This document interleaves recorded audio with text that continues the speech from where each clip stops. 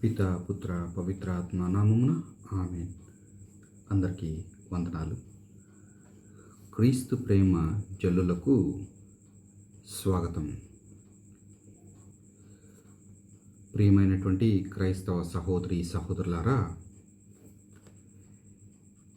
ఈరోజు మనం ప్రత్యేకించి జూలై మాసంలోకి అడుగు పెడుతూ ఉన్నాము. ఈ జూలై మాసం యొక్క ప్రత్యేకత ఏమిటి అంటే, యేసుక్రీస్తు వారి పవిత్ర రక్తమునకు అంకితం చేయబడినటువంటి మాసం. క్రీస్తు పవిత్ర రక్తం గురించి మనం తెలుసుకోవాల్సినటువంటి విషయాలు చాలా ఉన్నాయి. అపోస్తలుడైనటువంటి పునీత యోహాను గారు శిలువ మీద వ్రేలాడే క్రీస్తుని సైనికుడు ఈటెతో పొడవటం కనులారా చూశారు. అంటే క్రీస్తు శిష్యులు ప్రాణభయంతో క్రీస్తు నుండి దూరంగా వెళ్ళిపోయారు. కానీ యోహాను గారు మాత్రం శిలువ చెంత ఆయన ఒక్కడే నిలిచి ఉన్నారు. ఆ దృశ్యాన్ని అతని మనస్సు కరిగిపోయింది. ఎవరికి? పునీత యోహాను గారికి. కనుక ఆ సంఘటనను కేవలం యోహాను గారు మాత్రమే తన సువిశేషంలో పేర్కొన్నారు. ప్రియ క్రైస్తవ సహోదరి సహోదరులారా, దాని గురించి నొక్కి మరీ చెప్తూ ఉన్నారు. వేరే విషయాలను వర్ణించేటప్పుడు కూడా యోహాను గారు ఈ అంశాన్ని మర్చిపోలేదు. ఉదాహరణకి యోహాను సువార్తలో యేసుక్రీస్తు వారు తోమాను ఆహ్వానించినటువంటి సందర్భంలో నీ చేయి చాచి నా ప్రక్కలో ఉంచు అంటారు. యోహాను సువార్త 20వ అధ్యాయం 27వ వచనంలో బైబిల్ మనకు తేట తెల్లము చేస్తూ ఉన్నది. ప్రియ సహోదరి సహోదరుడా, అనగా ఈ అంశం యోహాను గారి హృదయం మీద చెరగని ముద్ర వేసిందని చెప్పాలి. సైనికుడు క్రీస్తు ప్రక్కన ఈటెతో పొడవగా నెత్తురు స్రవించింది అని యోహాను గారు రాసినటువంటి లేఖలో 19వ అధ్యాయం 34వ వచనంలో మనకు ఈ బైబిల్ వాక్యం తెలియజేస్తూ ఉంది. యోహాను గారు తన సువిశేషం కాక తాను రాసినటువంటి మొదటి లేఖలో కూడా ఈ అంశాన్ని పేర్కొన్నారు. ఏమనంటే, ప్రత్యక్షమైన అతను యేసుక్రీస్తే, ఆయన జలముతో రక్తముతో వచ్చెను. ఆయన కేవలము జలముతోనే కాక జలముతో రక్తముతో వచ్చెను అని 1వ యోహాను 5వ అధ్యాయం 6వ వచనంలో మనకు తేట తెల్లం అవుతుంది. ప్రియ సహోదరి సహోదరుడా, ఈ క్రీస్తు పక్కలో నుండి, అంటే క్రీస్తు ప్రక్కలో కారినటువంటి రక్తాన్ని గురించి కొన్ని విషయాలు మనం తెలుసుకోవడానికి ప్రయత్నం చేద్దాం. ఈ నెత్తురు ప్రధానంగా, అంటే ఈ రక్తం ప్రధానంగా బలిని సూచిస్తూ ఉంది. క్రీస్తు మనకు పాస్కా గొర్రెపిల్ల వంటి వాడని బైబిల్ గ్రంథం సాక్ష్యమిస్తూ ఉంది. శిలువ మీద అతడు నెత్తురు చిందించి ప్రాణత్యాగం చేసుకున్నారు. ఇదే ఆయన బలి, అతని ఆత్మార్పణం. దీని ద్వారా మనకు పాప విమోచనం కలిగింది. నూతన నిబంధనం చాలా తావుల్లో క్రీస్తు రక్తం మనకు పాప పరిహారం చేసి పెడుతోంది అని చెప్తూ ఉంటుంది. అలాంటి సందర్భాల్లోనూ మూడింటిని ఈరోజు మనం ధ్యానం చేసుకుందాం, పరిశీలించుకుందాం.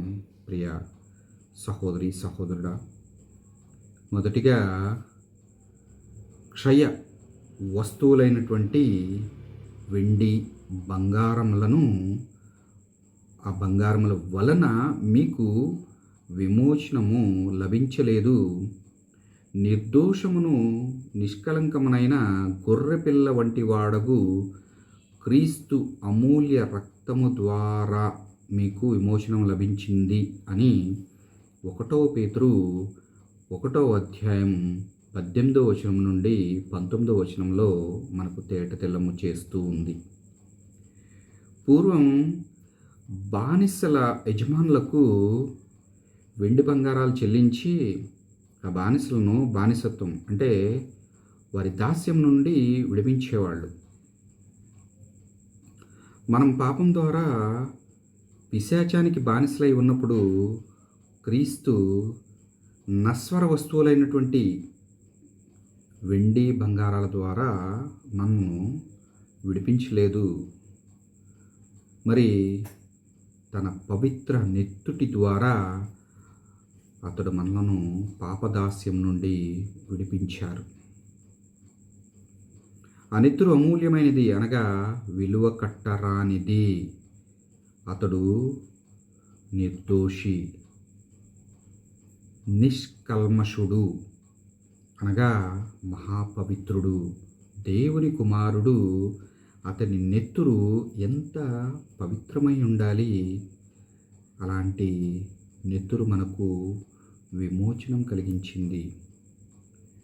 ఏప్రిల్కి రాసినటువంటి లేఖ 9వ అధ్యాయం 13వ వచనం 14వ వచనంలో మనకు తేటతెల్లం అవుతూ ఉంది. అదేవిధంగా రెండో విషయాన్ని మనం గ్రహించినట్టయితే, నీవు బలి కావింపబడితివి, నీ రక్తం ద్వారా ప్రతి జాతి నుండి, భాష నుండి, ప్రజ నుండి, తెగ నుండి దేవునికి నరులను కొని తెచ్చితివి. దర్శన గ్రంథం 5వ అధ్యాయం 9వ వచనంలో మనకు తేటతెల్లం చేస్తూ ఉంది. యేసుక్రీస్తు శిలువ మీద బలయ్యారు, సొంత రక్తం చిందించారు. ఇలా ఆయన మనలను పాపం నుండి విమోచించారు. ఈ విమోచనం ద్వారా దేవునికి కొత్త ప్రజలను సంపాదించి పెట్టారు, యెహోవా తండ్రికి. ఈ ప్రజలు అన్ని దేశాల్లో నుండి, అన్ని జాతుల నుండి వచ్చినటువంటి వాళ్ళు, అనగా ప్రభువు తన శిలువ మరణం ద్వారా అందరినీ దేవుని ప్రజలను చేశాడని భావం. అదేవిధంగా మూడవ అంశం తెలుసుకున్నట్టయితే, పాత నిబంధనలో సీనాయి పర్వతం దగ్గర దేవుడు ఇశ్రాయేళ్ల ప్రజలతో నిబంధన చేసుకున్నారు. ఈ నిబంధన నెత్తురు ద్వారా జరిగింది. అప్పుడు మోషే పల్లెములలోని రక్తము ఇశ్రాయేలుల మీద ప్రోక్షించి, యావే మీకు ఈ నియమమును ప్రసాదించుచు మీతో చేసుకున్న నిబంధనకు సంబంధించినటువంటి రక్తము ఇదియే అనెను. నిర్గమాకాండము 24వ అధ్యాయం 8వ వచనంలో. ఇది పాత నిబంధన. యేసుక్రీస్తు తన నెత్తుటితో మరలా మనతో నిబంధన చేసుకున్నారు. ఆయన ద్రాక్ష సారాయిపు పాత్రను అందుకొని కృతజ్ఞతాస్తుతులు చెల్లించి, మీరందరూ ఈ పాత్రలోని రక్తాన్ని త్రాగండి, ఇది అనేకుల పాప పరిహారమునకు చిందబడినున్న నిబంధనపు నా రక్తము అన్నారు. మత్తయి సువార్త 26వ అధ్యాయం 28వ వచనములో. ఇక్కడ నిబంధనపు నా రక్తం అనటం ద్వారా క్రీస్తు పాత నిబంధనలోని సీనాయి నిబంధనాన్ని జ్ఞప్తికి తెచ్చుకున్నారు. ఆ నిబంధన ద్వారా ఇశ్రాయేలీలు యావే ప్రజలయ్యారు. ఈ నిబంధన ద్వారా మనం క్రీస్తు ప్రజలమవుతాం. ఆ నిబంధనం ఎడ్ల నెత్తుడితో జరిగింది ఆ రోజు పాత నిబంధనలో ప్రకారం. కానీ ఈ నిబంధన క్రీస్తు పవిత్ర రక్తంతో జరిగింది, నూతన నిబంధన ద్వారా. కానీ దానికంటే ఇది ఎంతో శ్రేష్టమైనది, చాలా పవిత్రమైనటువంటిది. యేసుక్రీస్తు శ్రమను అనుభవించడం మొదలుపెట్టినప్పటి నుండి విశేషంగా శిలువ నెక్కేటప్పటి నుండి రక్తం చిందిస్తూనే ఉన్నారు. ఆయన తన మరణం ముగిసే అతని ప్రక్కన ఈటితో పొడిచి ఆ శరీరాన్ని తెరిచేదాకా కూడా నెత్తురు కారుస్తూనే ఉన్నారు. నీకోసం, నా కోసం, ఈ జగతి కోసం. ఈ పవిత్ర రక్తమే మనకు పాప విమోచనం కలిగించింది. ప్రియ క్రైస్తవ సహోదరుడా, శిలువ మీద ఆయన ప్రక్క నుండి కారినది అతని నెత్తిటిలో చివరి బొట్టు అనుకోవాలి. ఈ నెత్తిటి ద్వారానే ఆయన మనతో నూతన నిబంధన చేసుకొని ఉన్నారు.